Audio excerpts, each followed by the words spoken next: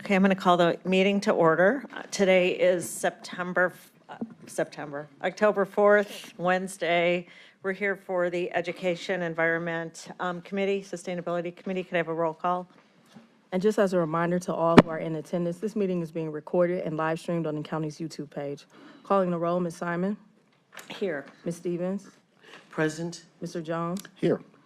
Mr. Shrine. Mr. Shrine is absent. Ms. Conwell. Ms. Conwell is absent. There is a quorum. Thank you. Any public comment? No, Madam Chair, no one is signed in. And also like the record to reflect that Councilman Sweeney is in attendance. Thank you. Thank you, Councilman, for being here. We're going to take a look at the minutes from September 20th. Do I have a motion to adopt the minutes? Make a motion to adopt the minutes as presented. Second. All in favor? Aye. Minutes approved. Okay, we've got a couple items. Refer to committee. Could I have the first one read for the record, please? Resolution number 2023-0256, awarding a total sum not to exceed $20,000 to Forget Me Not Animal Rescue for food and medical expenses for rescued animals from the District 3 ARPA Community Grant Fund.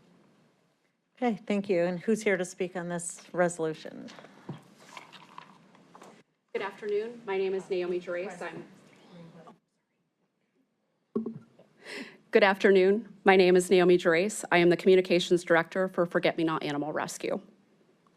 Madam Chairwoman and members of council, today we'll give a brief presentation, but first I'd like to introduce who I have with me here today.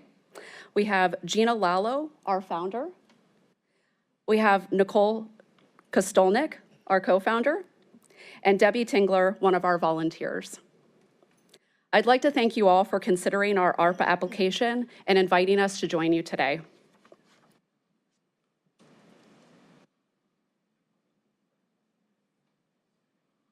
Who we are. Forget Me Not Animal Rescue is a nonprofit, all-volunteer organization that believes all animals deserve a forever loving home. It is our mission to protect and improve the lives of abused, abandoned, and homeless animals. We work tirelessly to save and rehabilitate both physically and mentally abused animals. Every animal is given as much time and care as they need. We strive to help and educate the public on the importance of pet sterilization, responsible pet ownership, and the humane treatment of all of these wonderful animals. A few additional facts about us. We were founded in 2011. We are based here in Strongsville, and we are completely volunteer-led, meaning we have no employees on staff. We embrace a foster-based strategy, which means that we have no brick-and-mortar building, and we rely on local families to join our foster network and invite animals in need into their home.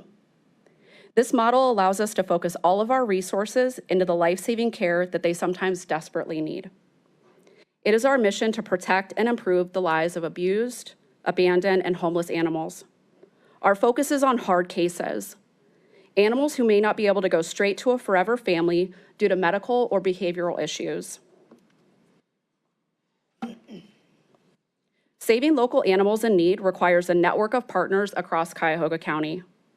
To highlight how we typically receive animals in need, we work directly with the Cleveland City Kennel, the Cuyahoga County Shelter, local dog and animal wardens, and we also take in animals in cases of owner surrender or death.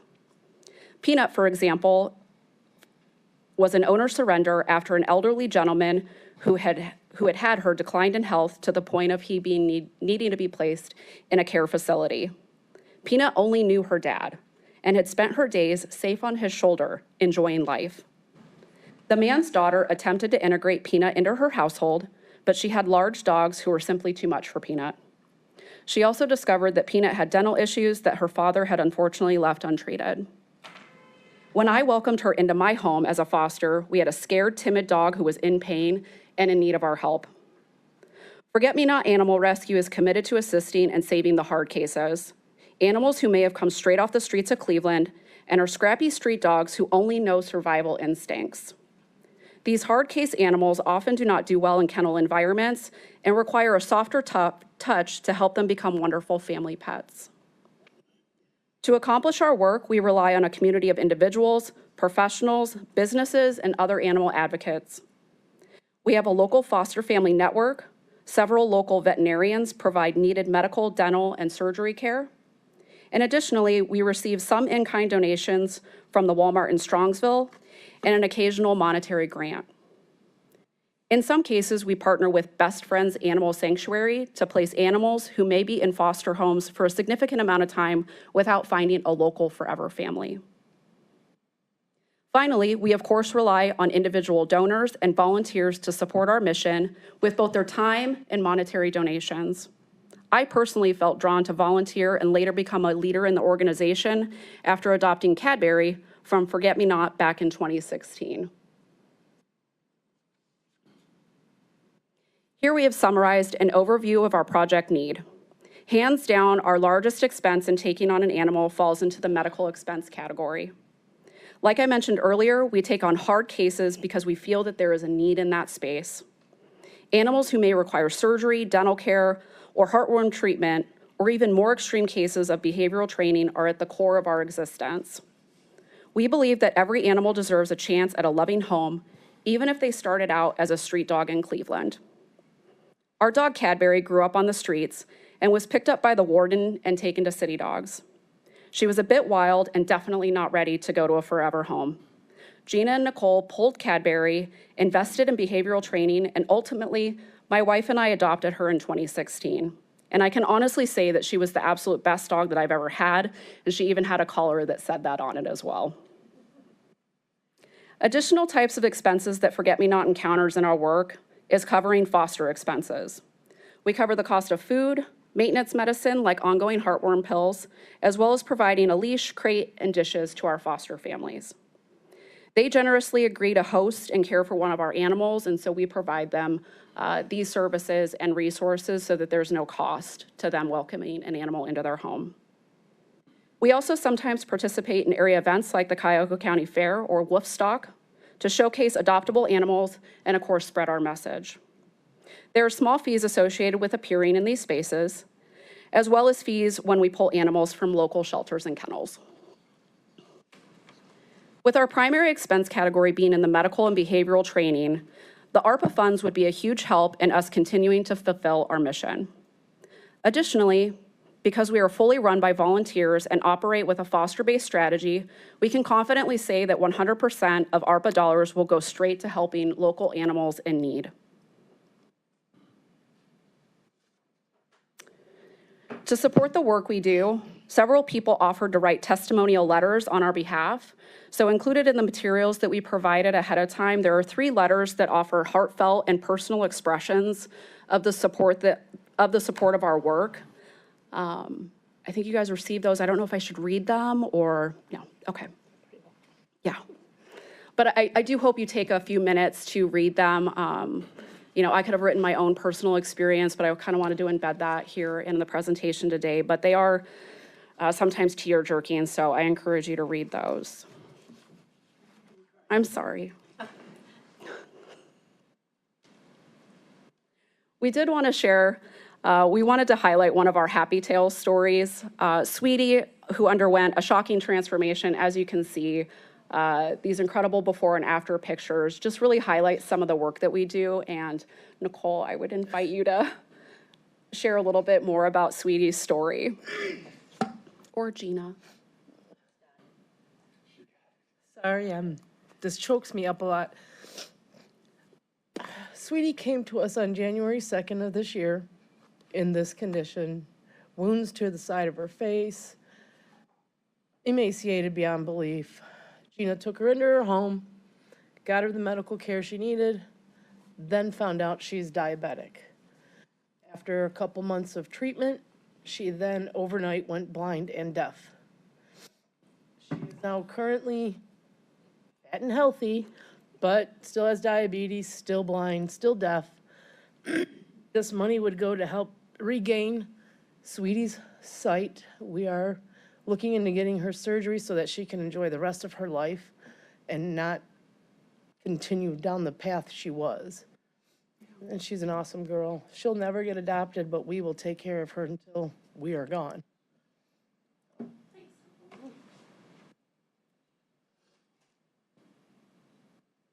So I wanted to just highlight just a few more of our cases from over the years.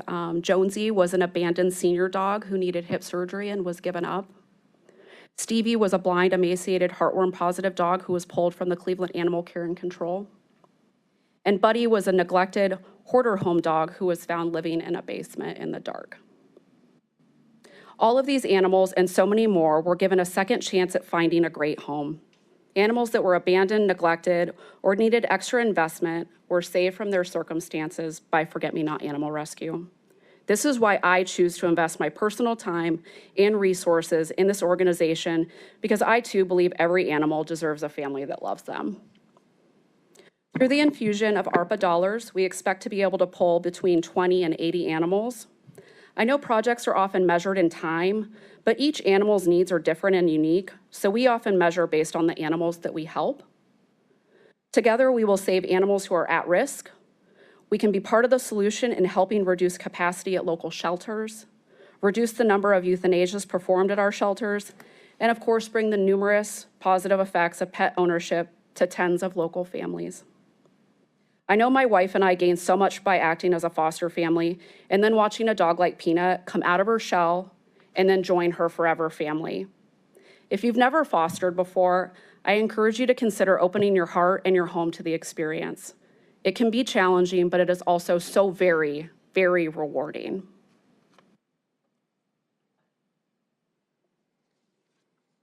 I'd like to thank you for inviting us to attend your meeting today, and our newest rescue, Junior the Squirrel, would like to also offer his thanks. Okay, thank you. That was a great presentation. I want to turn this over to my colleague, Councilman Sweeney. Thank you, Madam Chairman and my colleagues. How'd I get involved with this thing? I met Gina, the one that's not going to talk, but I'm probably going to ask her to come up and say something just because when I first started hearing talking, I was curious. You know, what is animal rescue? And then I started talking to her more, then I was impressed. Right? How much good this operation does. And then the dogs coming from Cleveland, this being out in Strongsville, I talked to Mike Gallagher about it. And after that, I became overwhelmed once I found out they're using their own money to take care of the medical treatments. And they don't want to tell you that. And this is our way of saying, keep up the good work. And I think it's a great expenditure of ARPA dollars. And it's kind of funny. I'm getting choked up a little bit, so my bad. Thank you. That's the lady right there in the middle. Do you have any questions for us, or? Any, Something to watch. First of all, I want to thank you for the opportunity. Thank you so much. any questions from committee members? No, I tend to agree with Councilman Sweeney on this. This is a heartwarming kind of transaction, and a lot of families do need the additional support that pets give in unconditional love. So thank you for bringing this to our attention, Councilman. And same here. The stories are touching. Anyone who loves their animals, they are touched by what you share with us today. So I look forward to supporting. So much. Thank you. Yeah, okay, so what will happen here, I'm going to add my name to this, and just want to state that we're all experiencing in the rescue world an increase in relinquishment of dogs and cats, but typically dogs have not been relinquished at this rate. It's high, it's trending up. It's impacting our county shelter in a bad way. You know, we've been successful in not euthanizing adoptable dogs, and dogs we treat behaviorally and otherwise, we have not had to. It's such a low number, but you know, it looks like we're on the precipice perhaps of having to do that. So it's groups like this that help take the pressure off the city, not only the city, but the county shelters. And we think that the relinquishment rate of dogs is happening because of the COVID binge. During COVID, people were home, they all adopted, many adopted, and when they go back to work, or they don't have the resources to take care of it, so it's really becoming a big problem. So I appreciate this ARPA allocation proposal from the councilman and the work you do. So definitely, councilman can consider fostering at some point. Consider is a great word. I know. I do have a little Morkie and 2 cats that Oh, you do? my daughter left the Okay. cat when she went to Alaska, so Okay. I'm managing. Okay. You get a pass. For now. He's doing his own foster care. All right. I'm So, Madam Chair? Yes. Would you like a motion? sure, I'm going to add my name and you can make the motion. We need a second reading for this? Yes, it's our, so this will be heard again in one time at council, and then a third reading, it will be adopted. So it won't happen right away. Okay. So I move, is there a second? Second. All in favor? Aye. Aye. Any opposed? Okay, good luck. Thank you so much. Thank you, Madam Chairwoman, and my Appreciate it. colleagues. That's Thank awesome. you. Appreciate it. Thank you. Thank you. Okay, next item.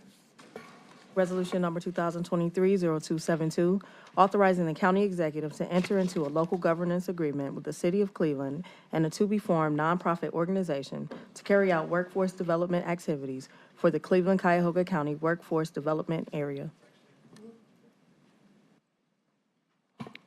Hello. Hi. We're supposed to state our names, right? Please. Michelle Rose, Executive Director of the Cleveland-Cuyahoga County Workforce Development Board. And I'm Laura Chalker, the Deputy Director for the Cleveland-Cuyahoga County Workforce Development. Okay. Did you read that? You did, right? You read it.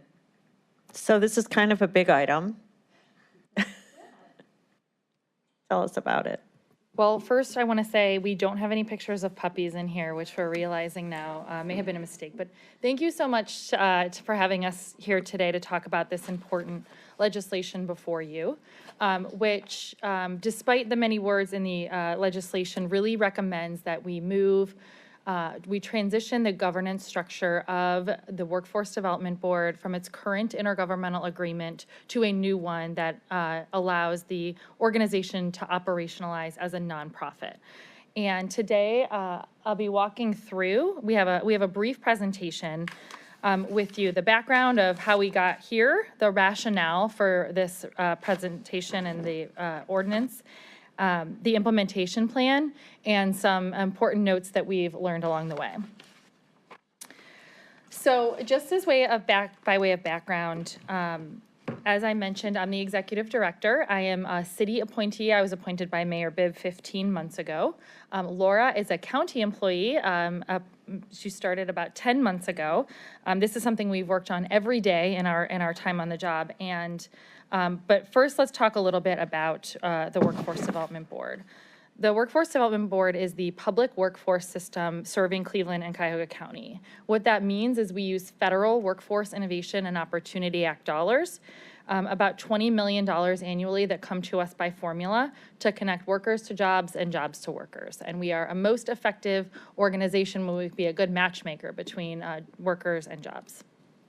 The Workforce Development Board itself oversees this work. It's about 25 members appointed by the mayor and the county executive. It is majority business leaders, and some of the new nominees to the board were here yesterday at the HR committee. The organization itself is jointly staffed by city and county employees, and that sometimes means that we have different policies and holidays and procedures, and we'll get into a little bit about that.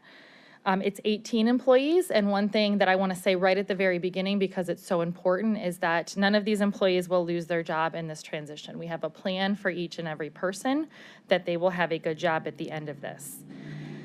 We got here today because this conversation started actually way back in 2004, and then in 2006 when the city and county departments of workforce development merged into what we have now, the current intergovernmental agreement, which for those of you who remember that, it was quite some time ago, and it was an improvement over having two separate and competitive workforce development departments at the time.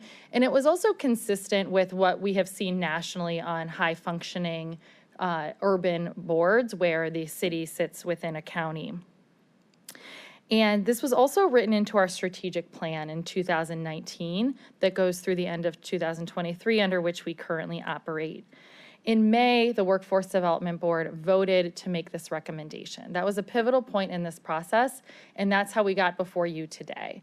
The process will be the board approval, and then county council and county executive approval, and city council and mayoral approval before we can then operationalize as a nonprofit on July 1st, 2024. So we've given ourselves a long runway to get everything right. And before we get into that implementation plan, we're just going to talk a little bit more about the rationale for why we are pursuing this in our roles, but why it's been a percolating conversation in our community for almost a decade now. So I want to share a little bit more about the why and the impact that we can have. And the biggest piece of this is better results for more people. We will better meet the community's needs with establishing an organization that has the capacity to respond to the needs of the community. Currently, our services are very limited to the WIOA funding requirements. As a nonprofit entity, we can accept funding from a much wider range of sources, creating leveraging opportunities to expand our service offerings, ultimately serving more individuals. Currently, there is also a 6-month lag at least in order to deliver new programming. Under the new structure, we would be nimble and better positioned to quickly deploy new resources to community residents and size and scope our operations to match those needs.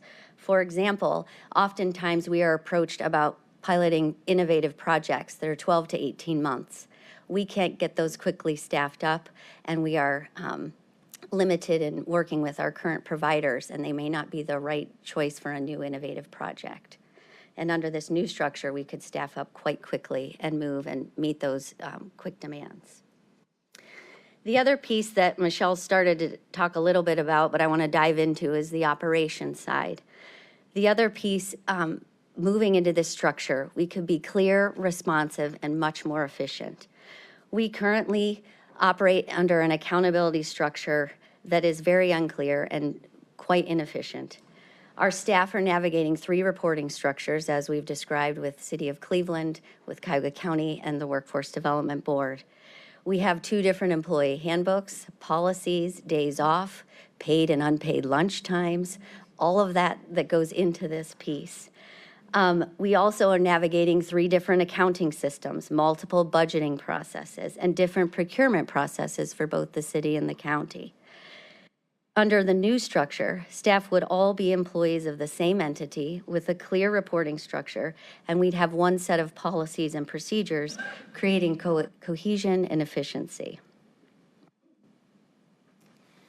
So together, the changes and impacts in operations also mean greater alignment across a number of workforce providers. So I know what you're thinking. There are a lot of workforce organizations, intermediaries, providers, and that's actually a good thing. We want there to be a lot of front doors into the system for residents. We want services to feel accessible to people. But one thing we sometimes lack in our community is alignment and everyone rowing in the same direction and not duplicating services. So as a nonprofit, we believe we can kind of be a cohesive home to many initiatives, and that we can serve as the anchor for the longer term vision for workforce development and also execute on that vision. So we'll talk briefly about some of the plans we have in place should both councils and local elected officials approve this plan. Laura's going to talk about the staff transition. So as we mentioned, the staff are so integral and important to this work, and we don't want anyone to be negatively impacted as we move towards this transition.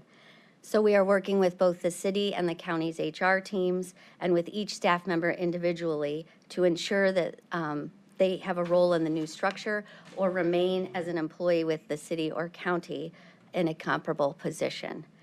We have brought on an outside consultant that is helping assist staff navigating through that transition. And one of the very important pieces that we were researching immediately when we were diving into this is that all of the staff that are currently a part of the Workforce Development Board that move into the nonprofit will keep their OPERS. They will be able to be grandfathered into that program. And so that was a major piece and question that we wanted to make sure we could answer for our staff as quickly as possible. So we have been able to do that. And the other part of this, as we have mentioned quite a bit, is our trajectory of July 1, 2024 of this start. We have been and continue to be as transparent as possible with working through staff and using the benefit of that time to make sure that every staff member lands in a position that makes the best sense for them moving forward. Obviously, operationalizing as a nonprofit will require new governance and code of bylaws. And that is very much on our mind because that's really how we can set this organization up for success from the outset. But two things I want to emphasize. One is that there will be an opportunity for public and stakeholder input in that process. That's very important to us and to our board, that we are carefully building something that is sustainable. And the second is that one thing that doesn't change is the composition of the board. So I mentioned there are 25 board members and it must be majority business. That comes with the federal funding that we receive. So that will still be true. And those appointments will still be made by the county executive through the county council and by the mayor through the city council. And so that is one way that this body will still have visibility into the work and some we hope visibility and also some buy-in and control. Can I ask you a question? Sure. About that? So these 25 appointees on the board that currently exist, or, you know, the iteration of whatever that will be in future appointments, is that going to be the board reflected in the nonprofit? Yes, there will The be same- there will be one board. One board. So this will just convert into a nonprofit board, the appointments? Yes, so no, the appointments will remain the same. Right. And one area, though, that we will explore through the governance process is the role of committees. So as we think about additional funding sources, how committees can stretch and flex to meet those needs. So it's just the entity to which we appoint as this body? Yes. Okay. Are we at questions now? Sure. Are you okay if we? I have a Do you wanna couple more finish? things, Okay. and I hope that Where do maybe we on they'll address operate? some of Okay. your, All right, hold your thought. questions. So we have a plans in place to pursue the necessary HR, IT, and legal help that we need. And one thing I want to mention is that a lot of this work is done through contracted providers who are actually working with residents in our community. Those contracts and providers will also transition to the nonprofit and won't be upended on July 1st. Okay. Last slide, just a couple of things that I have found powerful throughout our exploration of this idea. The majority of boards nationally are now nonprofit. Our peers in Columbus, who really is our best example of a state peer, it had made this transition 20 years ago and has been a high-performing workforce system since. I want to emphasize again that the council maintains a role here. I'm always happy to come before this committee and this council, and so is Laura. And then she'll talk about the last few things worth noting. So Michelle has already mentioned the importance of transparency and how we would preserve that. Under this new structure, the governance piece would still be in place. And we will also, we would also agree to adhere to the Open Meeting Act. So the public would certainly be a part of any decision-making going forward. The other piece that will continue to be in place, and Michelle has already touched on this a bit, is the input from stakeholders. Throughout this process, through February and March of this year, we had 6 focus groups that were led by Jamaica Holloway of Collaborative Endeavors and met with these 6 focus groups to cover our job seeker partners, our contracted providers, employers, and our internal staff to talk about this process, to make sure they were involved in it and getting feedback and input. That will continue to happen as we move through this piece and have feedback and input through our strategic plan, through our code, and our bylaws. And then last but certainly not least, that we want to make sure we mention is that the Cuyahoga Council of Mayors and City Managers have endorsed this and provided us a letter of support in March, explaining how important this was and recognizing this new flexible structure will be a great asset to our community. So with that, we are happy to answer any questions. Thank you. Councilwoman Stevens. I like to, when we transition from one operating form to another, look at how this affects the people who actually deliver the services, the staff. Of concern to me as we begin to see this turn into a piece of legislation is how people are protected who have 10, 15 years of OPRS.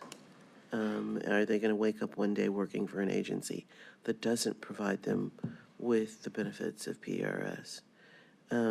It appears you've made the leap so that anyone who is, if I heard correctly, anyone who is currently in the public system will continue to be in the public system if they so choose to stay with the nonprofit. Correct, that is correct. But what about new employees? New employees will be a part of whatever our new benefits packages can be, and we, of course, have not been able to explore those yet because of the where we are in this process. So we can't operate like the Port Authority or, trying to think who else is not quite a public entity but has a public purpose. That's been our understanding, that our employees that currently are in the system would be allowed to stay, but that if we hired new employees that were part of, under the new nonprofit, they would be under You our. get that in writing? Yes. Because sometimes PRS makes decisions that are different.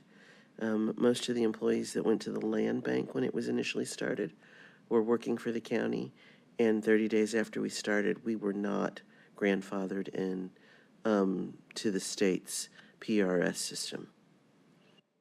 And they've never been able to get that for the land bank, even though people thought it would be a no-brainer, because after all, we're doing exactly what people at the city and the county and multiple cities do, acquiring houses and demolishing them to benefit the public and building new housing. And that didn't work out that way. And so whenever we see these transitions, since I lived through one of those and lost public employee benefits for 8 years, I'm always concerned that you get the best legal advice on that and opinions out of PRS, not just out of legal counsel. Thank you for that advice. Because I have a real life personal experience. Let's see. In addition, you're going to hire third-party consultants to help you create the employee handbook and guidance for IT and HR. Yes. Okay. Because you obviously have to depend heavily on technology in order to do your internal analysis. How long do you think this is going to take you? So we have a, am I supposed to say to the chair, through the chair? We'll pretend you did. Sorry. Yes, we have a work plan that has a number of milestones between now and July 1st, 2024, with some of the early work to select a new IT system, procure HR assistance. Both of those things we anticipate will be short-term contracts to help us make the decision and implement them. And selecting a new accounting system as well, to your point about tracking what works. And we will be able to pursue those contracts as soon as these both pieces of legislation go through, but not until then. So have we released funding to allow you, while you're in this interim kind of netherland, to operate, pay salaries, and hire the third parties to get you to the finish line? Yes, well, that was part of the, in preparing the language in the resolution to allow that we would be able to do that as we move to the transition. And what do we ballpark the transition costs to be? We are ballparking those transition costs around $400,000 to include all those consultants that Michelle has mentioned. And that's all funding through, that's all WIOA funding that we already It have. should all be eligible, but the other part of having lived through a transition, when everybody goes, weren't you paying for that? And you're left going, okay. So if we can try and make that, you understand what I'm saying, Madam Chair? That we need to make sure that that's clear, so that, because we've had a situation in the last couple of years where somebody was brought on board, and I'm thinking of a committee that you sit on, and there were staff who were hired, and then a new budget came, and those people weren't in that new budget.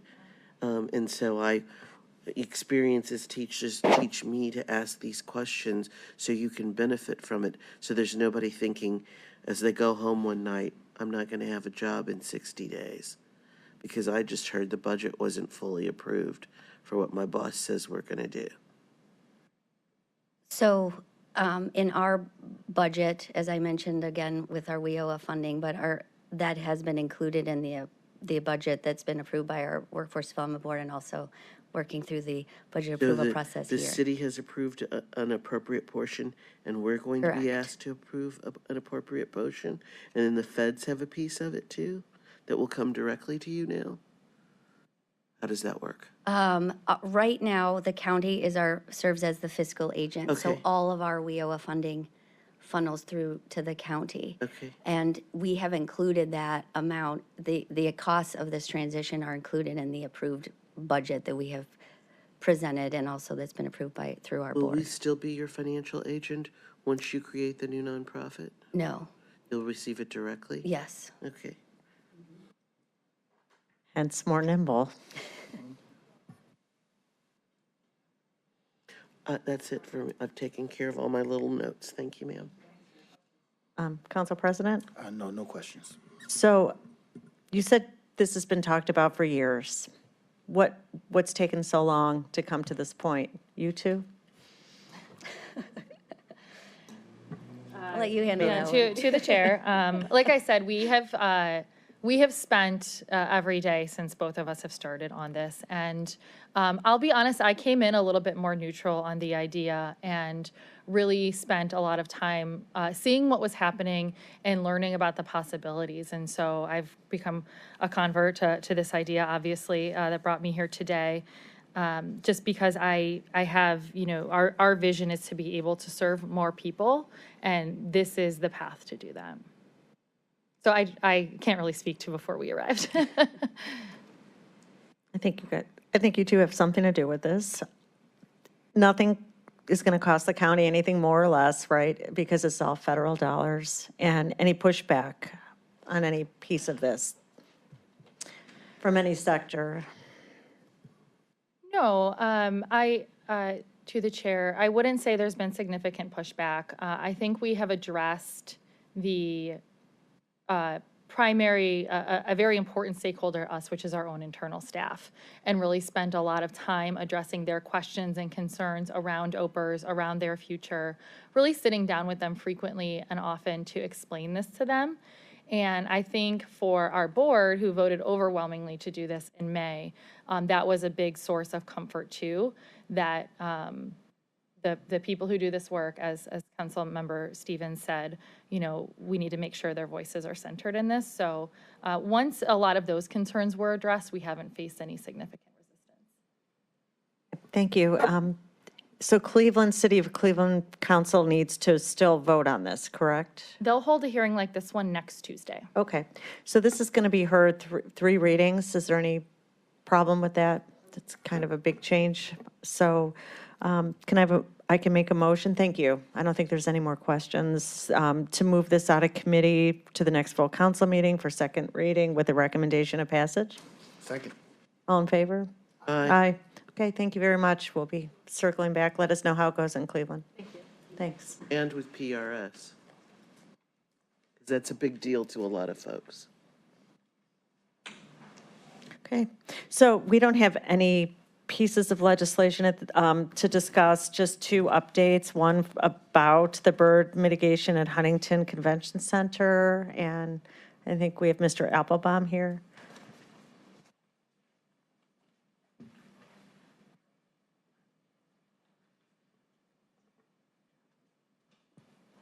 Good afternoon. Good afternoon. How are you? Jeff Applebaum, Thompson Hine, here in my capacity as the counsel to the CCCFDC on a refreshingly different topic than I sometimes speak to you about. Can we, need to push this? The mic's not on, sorry. I should know this by now. Jeff Applebaum, Thompson Hine, here is the outside counsel for the CCCFDC. And I have a few slides, if we can put those up.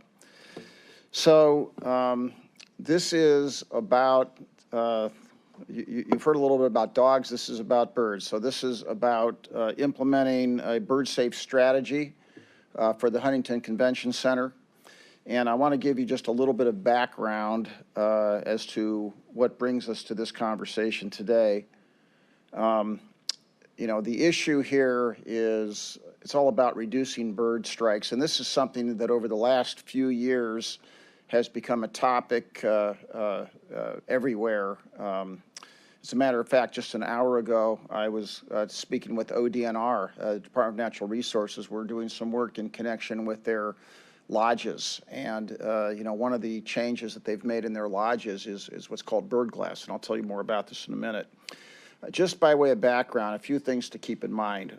As you see on this slide, first of all, there's a nighttime issue and a daytime issue. The nighttime issue, birds, and I didn't know this. I've learned a lot about this in the last year, thanks to Councilwoman Simon, I think. But birds migrate at night. They start out at dusk, and within a few hours, they're in full migration. Millions of birds pass over Cleveland. And the issue at night is it's all about lighting. So you've heard of Ohio Lights Out. This is a focus of theirs, and I do want to report that the convention center, Huntington Convention Center, we're an active member, or they are an active member with Ohio Lights Out, and they do employ strategic efforts to minimize the light footprint. So they often talk through about how they minimize their light footprint, balance that with events at night. The issue that we're really here to talk about is the daytime risk. So what happens is that birds come down to rest during the day, and they forage for food. They're looking for food. And as a result of that, there is a risk, you know, in the vicinity of ground level to about 30 feet. This is where the risk is. And the risk is that they're foraging for food. They start out, and if they see certain types of reflective surfaces like glass, trees and other things are reflected in the glass, they think they're continuing to fly in nature. They hit the glass, and you have the bird strike issue. So Ohio Lights Out did a study over the last 5 years or so, evidence of bird strikes in downtown Cleveland, and specifically in the vicinity of the convention center. Here you can see the results of the study. So they focused on 4 areas: the mirrored glass on the malls, the east facade window of what we formerly called the Global Center, which is now just an extension of the convention center, the west facade window, and also the glass handrail on the malls. Now what you see there, there were, during about a 4.5-year study, they had evidence of 112 bird deaths, you know, birds being there in the vicinity of these locations, and you see by percentage where the significant issue is, and far and away the most significant issue is the mirrored glass on the malls. And if you're not familiar with this, on the malls there are about 30 plus vents. These are vertical structures, and I'll show you pictures of them, and they exist on the malls. There's also stairwells. There's exit and entrance stairs that extend up above the malls, and they have mirrored glass on the sides. And these are and keep in mind what's happening is these birds are coming down right on the grass. So these are right in the vicinity of where the birds are, and this is where the bird strike risk occurs. Now, just a little bit more about the numbers, because you might say, well, that's 112 bird deaths over 4.5 years. Is that really significant, or is that important? Well, first of all, it's estimated that about 72% of birds that collide with glass go somewhere else and die from the trauma. So the estimate, to study this problem, we hired Bird Control Advisory, BCA, to help us think through the problem and think about solutions. The first thing they told us, they extrapolated those numbers, and they think that this is really probably more like 100 bird deaths per year as a result of these structures. But the goal, regardless of the numbers and how you count them, the goal is to reduce these deaths to meet the American Bird Conservancy bird safe standards. And I won't go through the technical way that's calculated, but there's something called a material threat factor, and you try to bring the threat down to less than 30, and that is the goal. And by the way, this has been implemented, not in Cleveland, but there are cities where this is actually, New York and other places, have implemented, policies and guidelines as to how to do this. So in any event, these are the areas, and I'm going to talk to you a little bit about what we're doing or what we're proposing and the analysis of each one of these areas. So the first area, and this is the one which is the most urgent, because as you know, and this is the west wall, and as you know, we are in the process of expanding, hold on just one second. You don't know this, but my cell phone is tied into my hearing aids, and so when it goes off, I can't hear anything else, so I have to turn that off. I just admitted I wear hearing aids.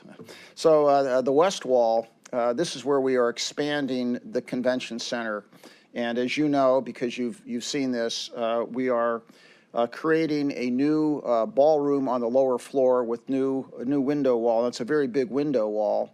And as a matter of fact, in order for us to even get our permit from the city of Cleveland, our conditional permit from city planning, we actually had to demonstrate, we had conditional approval. We had to demonstrate that we are dealing with this issue because this is a matter for the city. And we, of course, said that we would obviously do that. You have an opportunity there because you already don't have existing glass. You know, unfortunately, when we built the convention center, this was before anyone knew about this issue. But there, what we're going to do is we're going to install what's known as bird glass, bird-friendly glass. And this is glass that has an advanced UV coating. And what happens is the birds, because they see at UV where humans don't, they see it as an obstacle. They don't fly through it. They know it's like a solid wall to them. Humans can see right through it. They don't see it. So it's a great solution.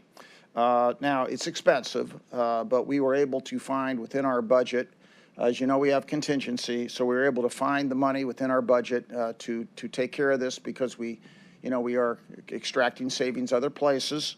So it added $411,000 to our budget to do it.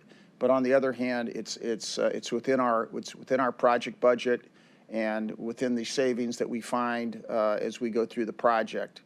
So that issue's taken care of, and that not only deals with the west wall, but there's glass event deck railing. So as you may recall, up above the lower portion of the building, we're going to have an event deck, and it's going to have a rail. So it takes care of all of that.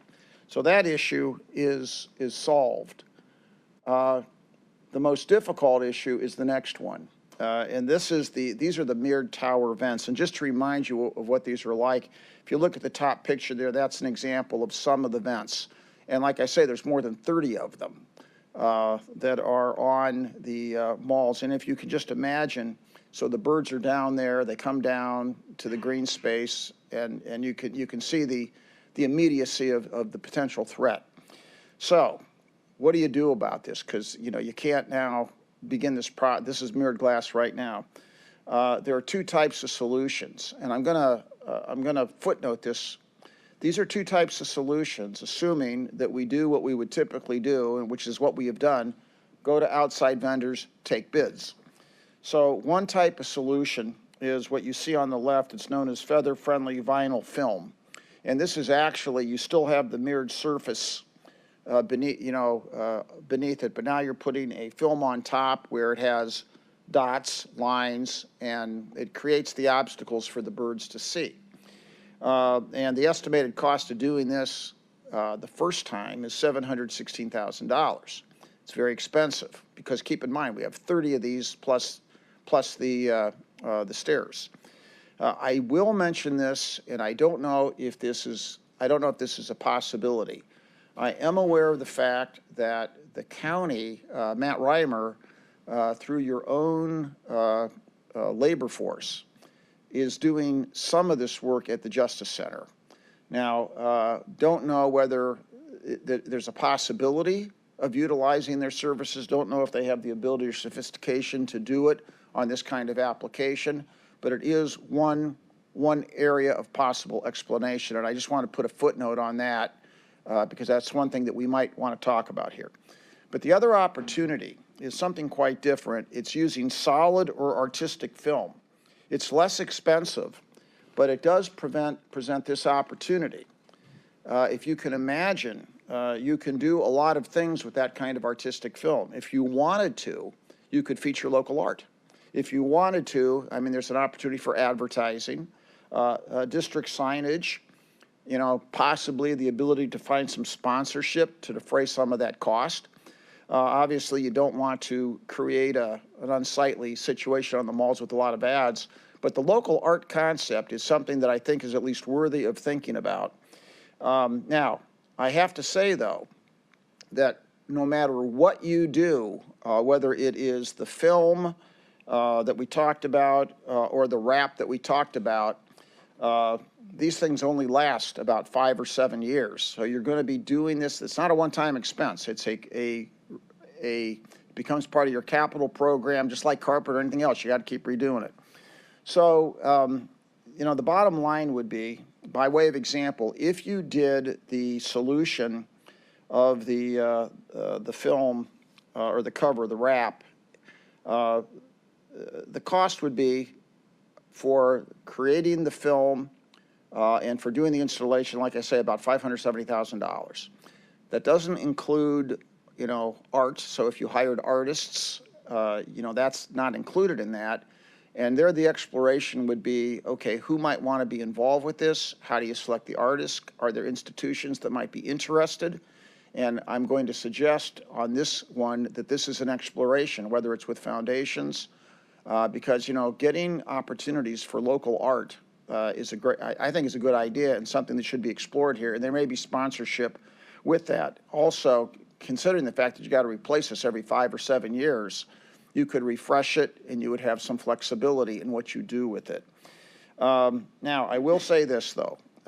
You know, obviously right now, and I'm looking over here to Mr. Chambers, it is not currently in the budget. And the way it works, just so you know, he knows, but the way this works is on an annual basis, the CCCFDC comes up with its capital repair and replacement budget. That budget is reviewed by the board at CCCFDC. Then it is submitted to the county because the county approves of it. And this is actually going to happen later this month. Now, this particular expense will be in the budget. It's going to be a little different this year, by the way, because, and once again, I'm looking to you because he's shaking his head no already. Because the issue is, in the past, the CCCFDC, and you know, we put something over $2 million a year into that budget every year because we don't want to have deferred maintenance. In the past, we have assembled, you know, we accumulated that cash knowing that certain things happen every, for example, carpet every 7 years. This past year, you know, we were asked not just the portion that goes to fund the Global Center, our part, the CCFDC portion of that, but we were also asked to relinquish that back to the county, other than a few $1 million. So I'm going to tell you at the end of this year, when this is in the capital budget, and the idea being you come to the county approves because the county does you know, fund the difference or shortfall. So this will be in the budget, but it's going to be something that you'll consider and you'll look at as part of our budget appropriation for the following year. So that's, I'm just telling you, that's part of this process. But we are committed right now to using this plan and also to exploring, and like I say, there may be ways to defray these costs, whether it's some self-perform work by the county, whether it's, you know, doing the art thing, whether it's getting sponsors, but that's the solution, the best solution, which we've researched for this problem. The next area, and I apologize, there is, I don't know why this happened, but the print, and I'll have to get you this, there's print that was supposed to be under the word glass railings there, and it's not showing up, and I don't know what happened to it, but let me tell you what that is supposed to say. So as you know, there are also glass hand railings. Now, in the deal between the city and the county, while the county has the responsibility for those vents, the things that stick up, the city actually has the responsibility for these glass handrails, maintaining them and taking care of them. As a matter of fact, even if we wanted to modify them, we couldn't. The glass handrails are an important issue because, once again, it's very close to where the birds are. You know, it's not a huge volume, but it still is a, you know, like I can't remember, 7% of the problem. The solution most typically on something like this would be to put dots on them. And by the way, I'm going to mention something here, which is the 2x4 rule. And the 2x4 rule is that when you put dots on something like this, you're talking about dots on clear glass, which are in a pattern 2 inches apart, in one dimension, 4 inches apart on the other. So they're rectangles, 2 inches by 4 inches. The dots are about 1/4 inch. So that's what we're talking about. That's the 2x4 rule. But the bottom line is, and that's what that little thing down, you can't read it, you can't see it, but that's what that thing in the middle depicts.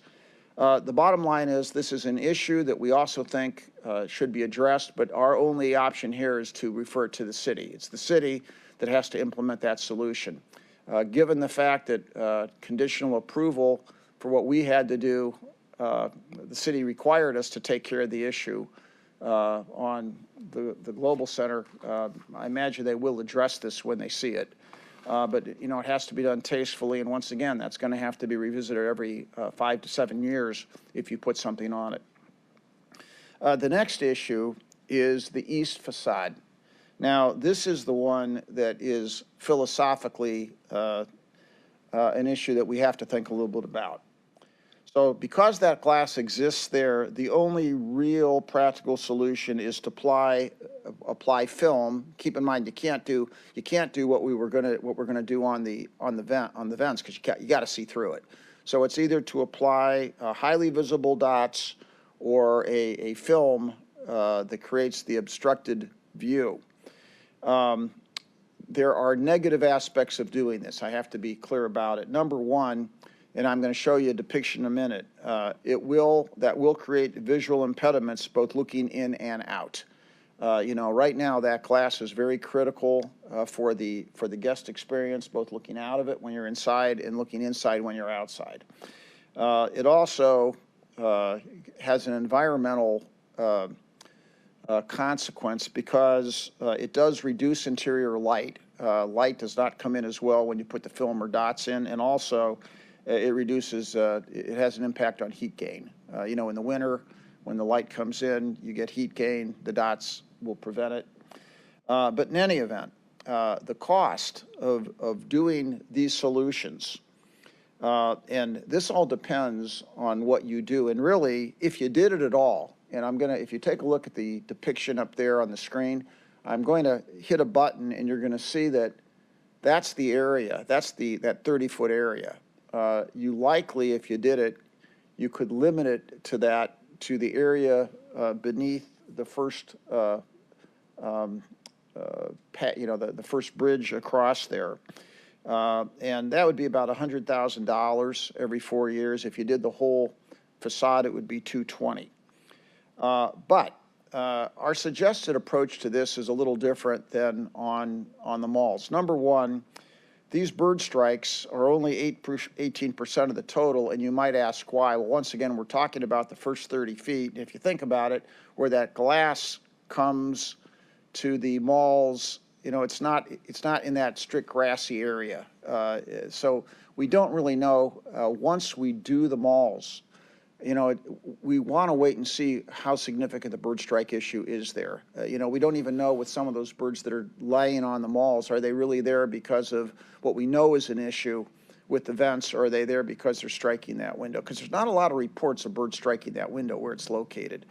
So our suggested approach there is get this work done in the other area, continue to monitor that, and then revisit it. And by the way, just to tell you what the concern is from a guest experience, I hear you see some examples of what it actually looks like when you're looking through these, the dotted glass, and it does have an impact. Sometimes that impact's not important, but in this case, we're talking about guest experience. So. On this one, we don't want to say the problem doesn't exist, but we want to monitor it and just focus on it and see how significant it really is. So to summarize, we obviously have already incurred the cost for the bird glass, so that's not an issue. If we do the mirrored vents, which are all of the four-sided units plus the stairs. The range every 4 to 7 years would be in the 570 to 716 range. If we did the latter proposal, it doesn't include the cost of art, and once again, it doesn't consider the possibility that the county, through its own resources, might participate in this. And I have not discussed this with Matt Reimer. I haven't discussed this with Public Works. I'm just saying maybe it's something to be looked at. The mall rails would be the city of Cleveland, and then the east atrium glass, once again, depending on what you do, that's the range. So, the good news, I think, is that we understand the issue. We have solutions for the issue. We've already solved one of the problems, and I think we have a path to explore. As I say, it's going to be in the budget. And the recommendation is, we're going to discuss this at our next, so what happens is at our next board meeting, we are discussing this issue at the CCCFDC next board meeting. We're going to talk about the direction. The other thing I should mention, if we employ one of those solutions on the malls, for example, public art, the city operates, they program the malls. So this still has to be also done in collaboration with them. They have a say in what happens on those malls. This is an issue also for planning. So it's got to be a coordinated effort. There's got to be a lot of people that look at this. And we're also asking, we've also asked Destination Cleveland to look at this. Because keep in mind, they're also, they have a role in signage downtown. They have and they're actually doing some things with public art as well. So David Gilbert, I've also brought him into this conversation, which we intend to continue to pursue over the next several weeks. But for now, the action will be to put the number in the budget and continue to, look at a practical solution. So that's my report. Thank you. Thank you so much. I really appreciate the due diligence with this. We've been looking at what to do with this problem for a couple years, and this is really fantastic that you've been able to do this for us. I do want to say this is important. These aren't just, every time we talk about this, it's not sparrows or, our local birds. These are migratory birds from traveling sometimes from Canada to South America opposite up to Canada. And these birds we've lost 3 billion since 1970. So this is significant to the ecosystem, to the future of the birds and really the planet. Everything is connected. So I think it's important we continue to look at these vents, in particular, the spring migration's coming. What's the turnaround time for something? Are we going to miss the spring migration? Well, once again, it would be possible, I think, to act that, well, I got to be careful because you can't install this stuff. Once it gets too cold, you can't install it in the winter. So it would be tough to get it done for the spring migration, in all honesty. But we're gonna push this forward as fast as we can. Madam Chair, I have a couple questions. Okay. Typically, when we employ our staff on, like the chair, I think it's something we've got to get done. We usually either own or have a lease agreement with whoever the building owners are. Do we have it set up so that Cuyahoga County is one of the owners?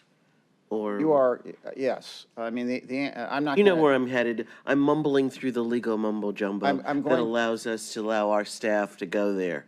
Without my going through the exhausting details of the very complex agreements between the county and the CCCFDC, the answer is yes. Okay. You see, I wanted to, You're asking the right question, but if I in order to rambled on go to somewhere explain the and do answer, what you'd be you're bored. recommending at a cost savings. Yes. We have to have the legal authority to get there. We would depend on you to get us through the maze that we've created in order to create the financing structure and the ownership. How many LLCs did we create? 25? So the reality is, if we can do this, what do we need to authorize to help get you to the next step? Ultimately, it is the county that owns these buildings. So they're really, in essence, your buildings. There's a lease-back arrangement with the CCCFDC. It's complex. But I assure you, if this was a solution, there would be no issue implementing the solution. So, Madam Chair, is there a way for us to help expedite this? I think just wait for this to come through the budget and be able to address it when it comes in through. Thank you.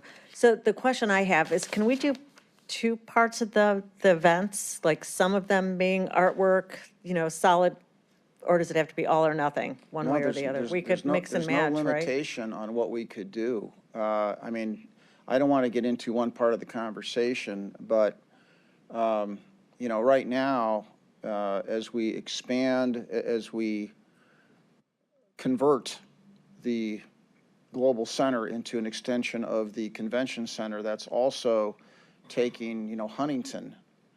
And, there may be some other opportunities, for conventions, at least some of those could be signage. You wouldn't want it all, but, they're corner ones. Some of it could be signage. Some of it could even be wayfinding. So now we have to look at the naming rights that we gave Huntington. Well, that's, yeah, and we're very Yeah, I'm much. bad at, I spend so much time doing this stuff that. We're very much into that. That's a conversation right now, and I'm mindful of that, and that would be part of how that works. So, but I don't want to get too far into that issue right now, because that's a conversation we're having with Huntington right now. Thank you. Thank you, colleague.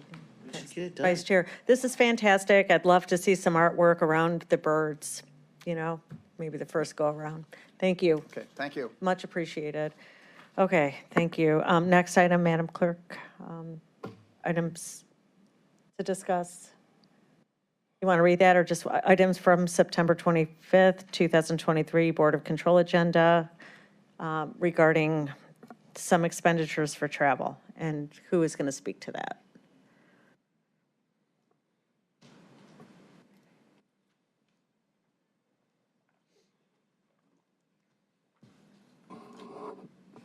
Hi, Valerie Katz, Deputy Director of Sustainability. I'm here to request approval for travel to COP28, which would occur in early December. This is the United Nations Conference on Climate Change, which every year brings together people from all over the world, delegates from almost every country of the world, to develop goals around climate change, to revise existing goals around climate change, to develop plans for reaching these goals, and to assess and report on progress to date. Every year, the conference has a particular area of focus or several areas of focus. This year, some of these areas include helping vulnerable communities adapt to climate change, protecting rainforests and other critical habitats that oftentimes serve as powerful carbon sinks, and importantly, transitioning to clean, renewable energy. Underlying this goal is a goal of tripling worldwide renewable energy by 2030, and this would lead us to an output of 11,000 gigawatts of renewable energy worldwide.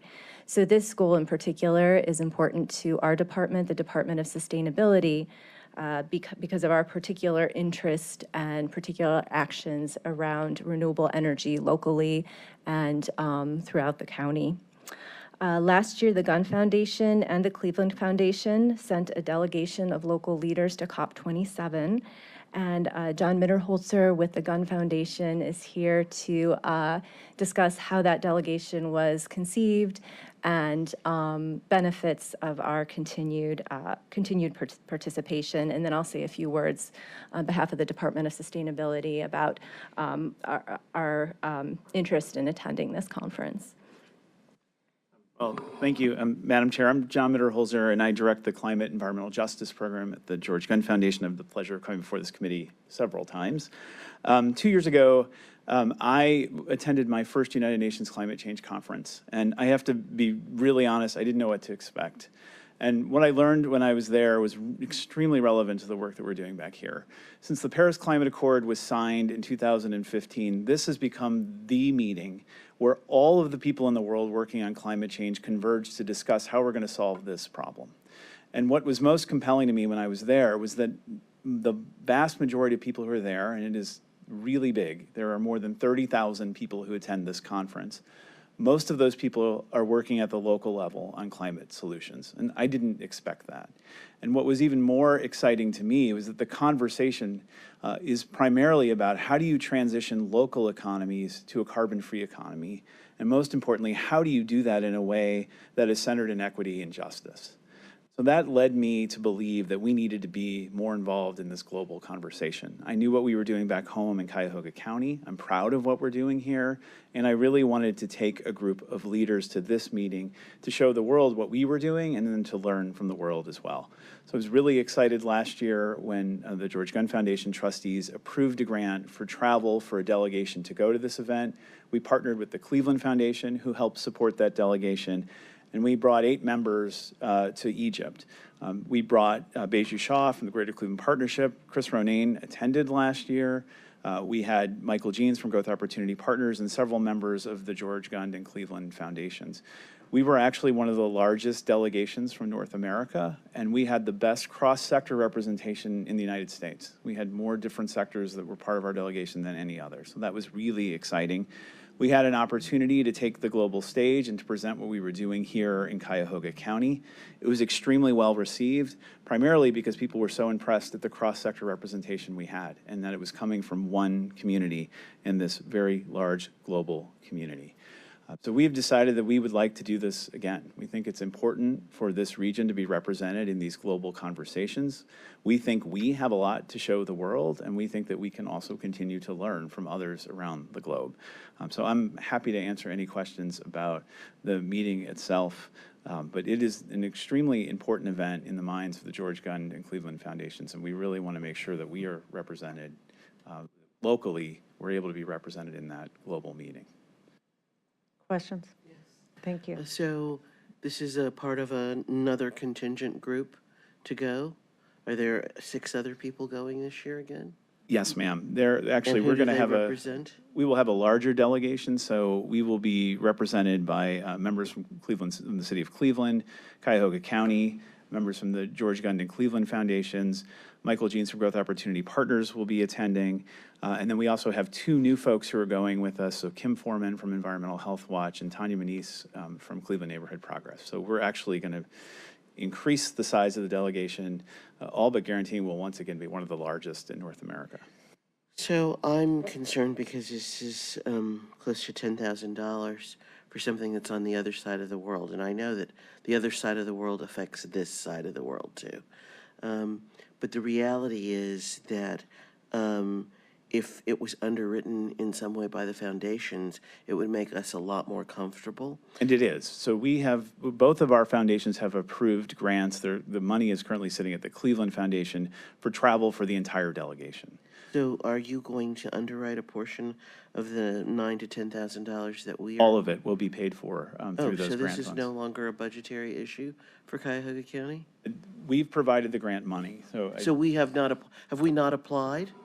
Is that, because he's being very Okay, just, wordsmithy. it looks like we're looking over to Mr. Chambers. Yeah, it is my understanding that the county executive and the council, or the county's portion, is not part of that.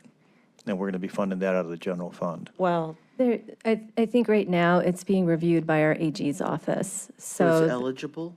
To see if we are eligible to receive money from the Gund Foundation. So Why wouldn't we be eligible to receive money since we do joint ventures with them at all times? that's not something I can entirely speak to because this is under review by the AG's office and I don't fully understand the legalities of this. But to my understanding, we have a contract with the Cleveland Foundation that makes us ineligible to receive the money for travel from the Cleveland Foundation.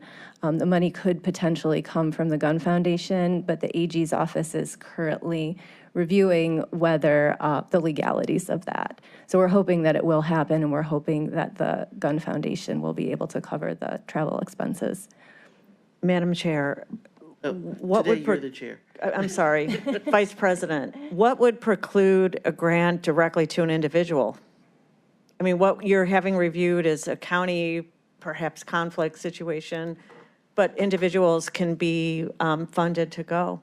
Well, I'd be careful with what, I wouldn't want the county exec to have a conflict because of his, because he's an elected official. Valerie, you aren't an elected official anywhere, are you? Just checking.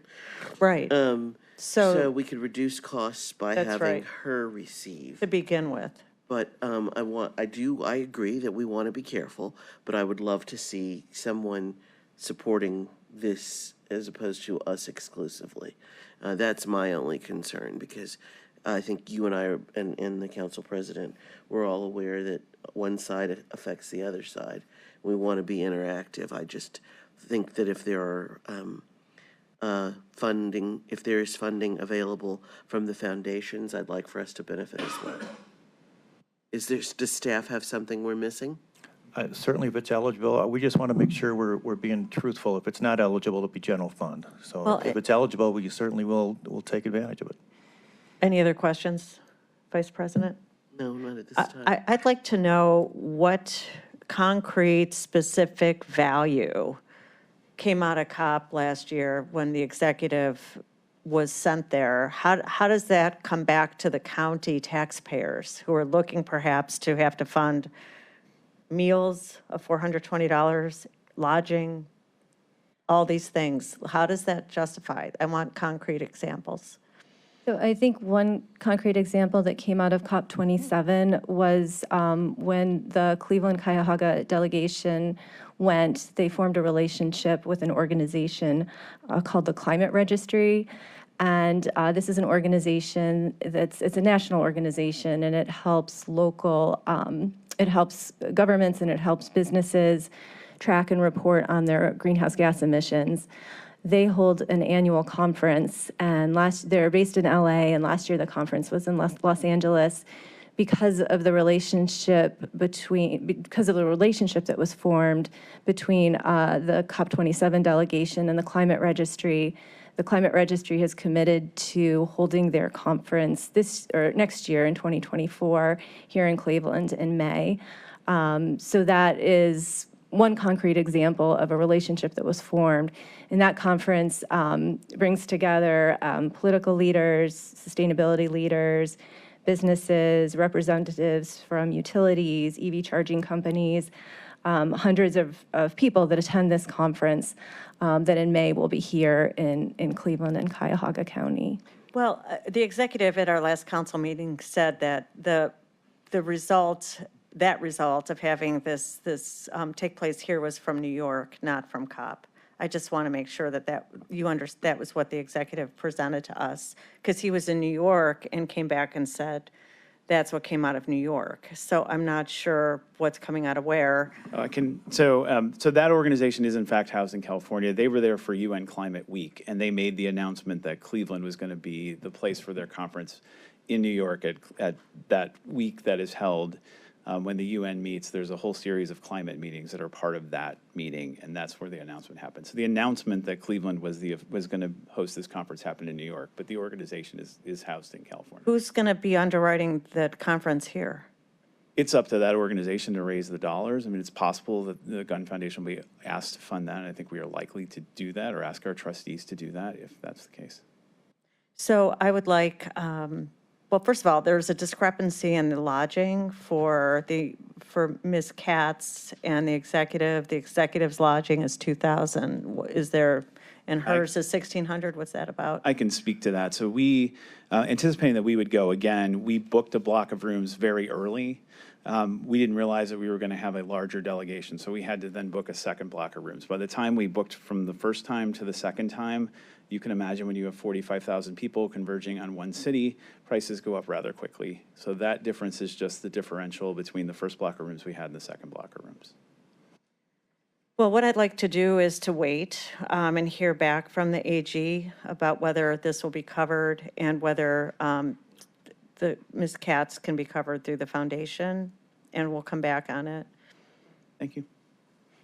And what I would like as well is a list, if I can. I see that Mr. Chambers is here and Ms. Berry, about all the travel that's been incurred by the executive since he was sworn in January, and get a cost for each travel expenditure and highlight what those travel agendas were for and how that translates back into value to the county. This, I'm 100% behind climate change mitigation. There's nothing more important to me, but I also have a fiduciary duty to the taxpayers to explain why county taxpayers' money is going towards something is international travel, which is we have not had before. The prior executives, have not traveled internationally to this level. I know that the executive's been to Ireland twice, and now we're back in Dubai. So these are concerns that I have, and I would like a list, if I can, of all the travel, what it was for, how that brings value to the county taxpayers, and then we'll wait to hear back from the AG and come back as soon as possible. Vice President Stevens. I'd like to go back to the focus on this. Okay. Specifically, I know that one of the items, because I went to the website, is the conversations about freshwater rivers and lakes.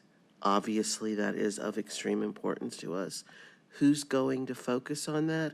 And what are the areas of concentration in the presentations that will be made? Because I, of course, did the glossary kind of thing because I wasn't trying to register and drill down.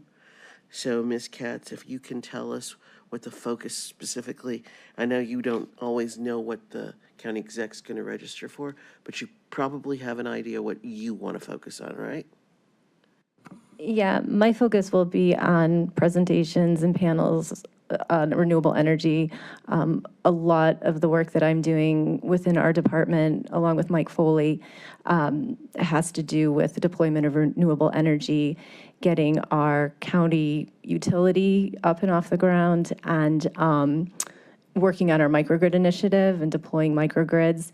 So that's a lot of the work that our department is focused on. So I'm going to look at the water since we have the water and other people want our water. Yeah. I have all these relatives I couldn't in agree with Southern you more. California who want me to come with our water. They don't want anything else we have here but our water.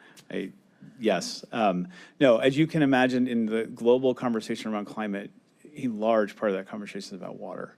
And a large part of what we talked about last year at COP was how we sit on the most important body of fresh water in the world and what we are doing to protect and preserve that body of water. So that is clearly something that we want to present to the world, is the work that we're already doing, all of you have been doing to protect that resource. But that is a large part of the global conversation, is water and the rapid evaporation of fresh water around the globe. But I am still hearing we're all into water, we want to protect it, we have this great resource, but I'm not hearing the drill down. What are we doing to protect this water and keep somebody from saying, oh, we're going to build a pipeline from here to Missouri for your water? I mean, that is one of my greatest fears, because we saw what happened to the Colorado River with California and how they suck up major portions of it. So who's gonna, I mean, that's one of the reasons why when I Googled it day before yesterday and said, oh, this might not be such a bad expenditure, because there's so much conversation about water. yeah, well, But here you're not even focused on it. Well, two things. One thing is that we do still operate under the Great Lakes Water Compact, which is a strong legal compact that does protect Lake Erie and the rest of the Great Lakes. I think the other thing that's important to recognize is that everything is interconnected. So the main reason that we are facing climate change today is largely based on or focused on how we utilize and generate electricity.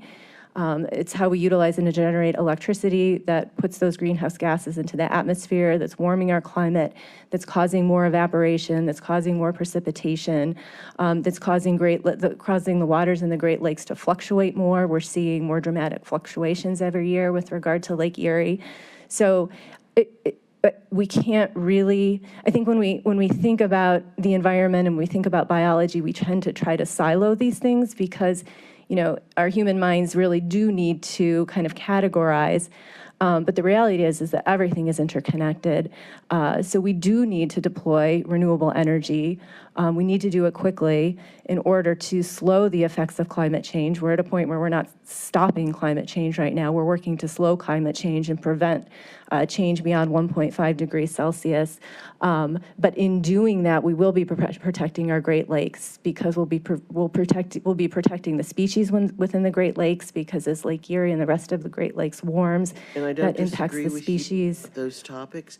However, at the same time, the farmers on the other side of this state continue to use items in their protecting their soils that flow into the lake and create additional pollution, and sometimes even stop some of our larger communities on the lake from having potable or drinkable water. And so while they're all interacted, you're absolutely right.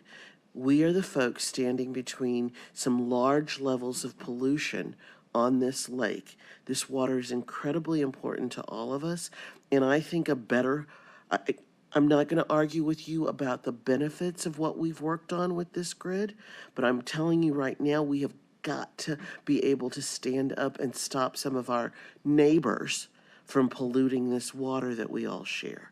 And when we don't focus on those things, then we set ourselves up for some damage that can affect us almost immediately.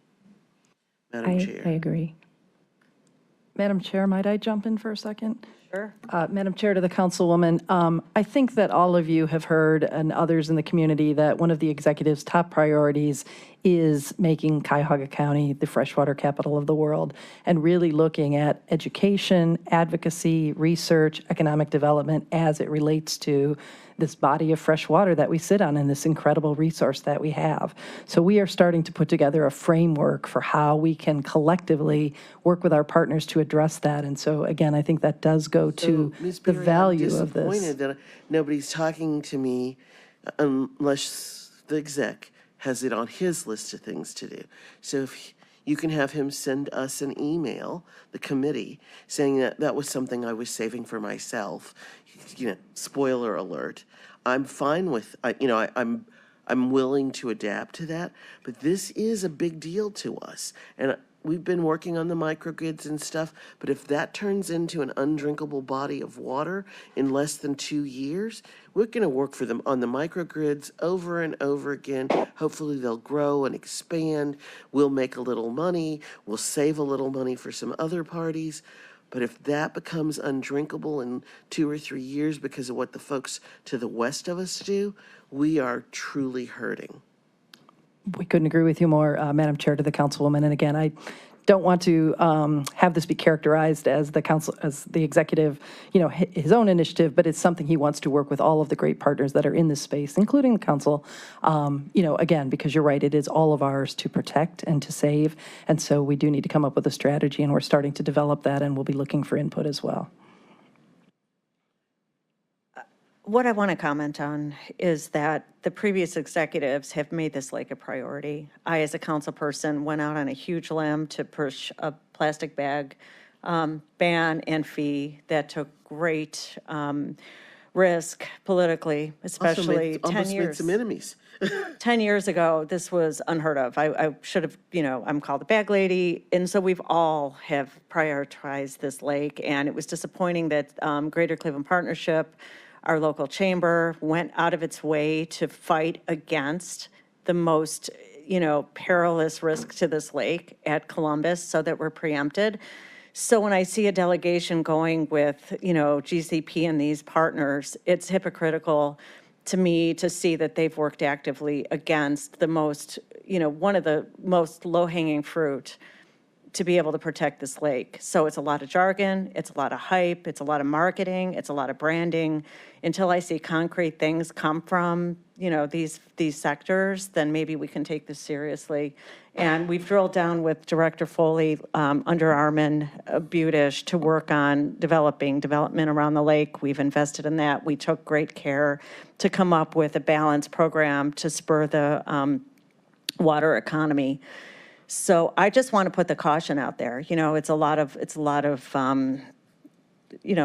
lip service to things, but then behind the scenes, it's working actively against protecting the lake. It's disappointing. So I'm a little bit skeptical when I hear these things. I just want to put that out there. Any comments? No. Okay. And I want to talk about just one more thing. The best kept secret is, when you talk about animal agriculture runoff and algae blooms and everything that's happening, what I want to hear is for people to talk about the food and what we eat and why plant-based diet is really the key to all of this. And when you go to COP, I'm sure, whether, Director Katz is going to go, I would like some report back on that. And that's something I'm extremely interested in participating in a meaningful way. Maybe next year I can be a part of this because we're not talking about it because we don't want to change our habits. Well, I can just comment that there is, each day at COP is a special day around a topic. Agriculture is always one of those days, and plant-based diets is a huge part of that. One of the largest complaints about COP is that there aren't enough plant-based foods in the facility itself. So that's something that's been an active part of. It should all be plant-based. It should be. I mean, this is the same hypocrisy, is we pick and choose what we're going to do to save the planet. But when it comes to us changing our behavior, don't touch that. Even Al Gore, when he could see what was going to happen with climate, didn't want to talk about food or agriculture because he was a rancher. So, this is the problem I have with Dubai, not to mention its location on a desert, diverting resources into having this playground for the rich and famous. It's Las Vegas on steroids, so I have a problem with that. But can't control where they're going to have the conference. I would really wish the UN would start picking more sustainable places to have this meeting. So I couldn't agree with that more. Okay, so we're going to come back. I'm going to get a list of the executive's travel, which goes a little beyond this, but it's part of this whole travel concept of the value of international travel and how it impacts county taxpayers. We're going to come back with a report on the AG and see whether the foundation can cover Ms. Katz. Is that good? Okay. Any questions or comments from committee members? Water. Okay. Food. More detail on water. I'm going to be the ambassador on plant-based. The United Nations report, I think the next committee meeting, we're going to talk about that. Okay. Thank you. Thank you. Adjourned.